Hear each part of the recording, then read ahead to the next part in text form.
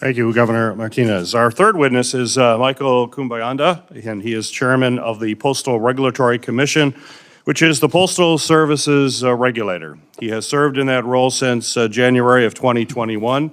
He was first appointed to the commission and confirmed by the Senate in January of 19 and was confirmed for a second term in December of 21. Prior to his appointment, he served with the U.S. Postal Service Office of Inspector General and the House Oversight Committee. Mr. Kubayanda, you are recognized for your opening remarks. Thank you. Good morning, Chairman Peters, Ranking Member Paul, and members of the committee. The Postal Regulatory Commission is a micro-agency with a substantial mission, providing transparency and accountability of the U.S. Postal Service. The Commission recently issued its compliance determination for 2023 and will soon issue 2 more reports. The research is alarming. Service performance, finances, and efficiency are moving in the wrong direction. These findings should raise concerns now with elections scheduled for this fall and mail ballots expected to play a role. In Georgia, Virginia, Texas, and other states, service quality has continued to decline. Individual letters and cards mailed within the Atlanta area, which should arrive in a generous 2-day window, met that standard only 16% of the time in March. Atlanta and Richmond have new processing plants under a 2021 strategy, which was meant to make the Postal Service self-sustaining and high-performing.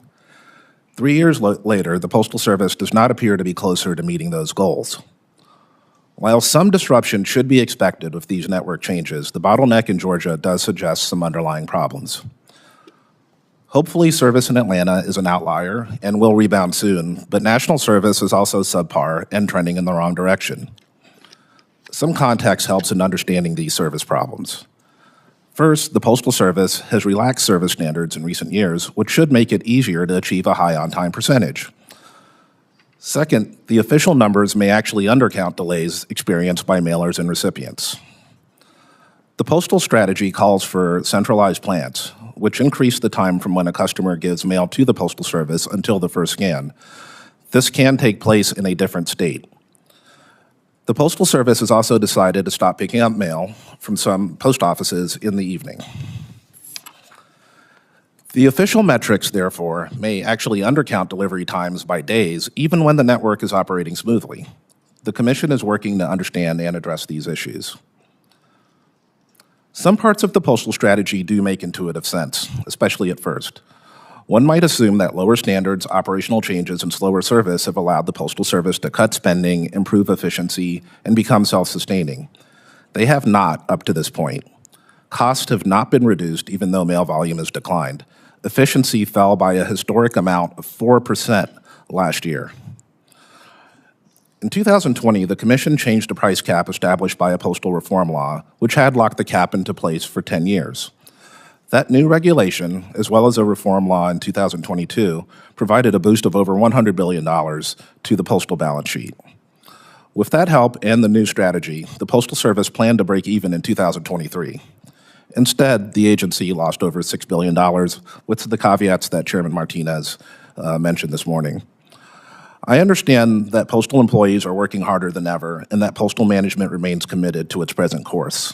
The Commission lacks the direct legal authority to stop it. I hope the Postal Service can turn around in its performance, and I encourage its leaders to be transparent with stakeholders, Congress, and oversight bodies as they attempt to do so. Voters and election officials, for example, must know the amount of time needed to deliver ballots.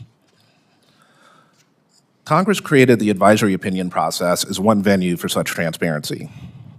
The Commission relies on stakeholder input and detailed analyses by its staff to understand the impact of network changes. Advisory opinions identify potential concerns and offer recommendations for addressing them.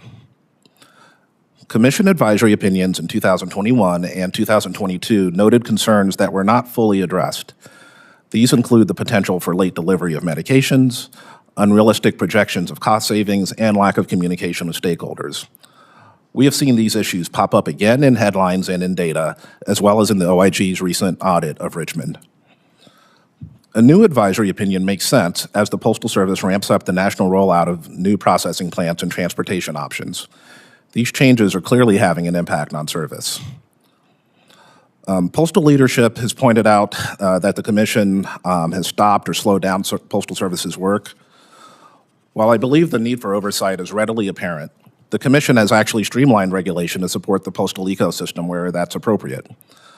Last year, the Commission approved negotiated service agreements, which are specialized contracts between the Postal Service and its customers, in 10 days on average, despite having a staff of fewer than 100 people.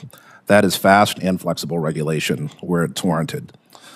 The Commission stands ready to work with postal leadership and stakeholders to preserve the postal system consistent with the law and the public interest. Thank you.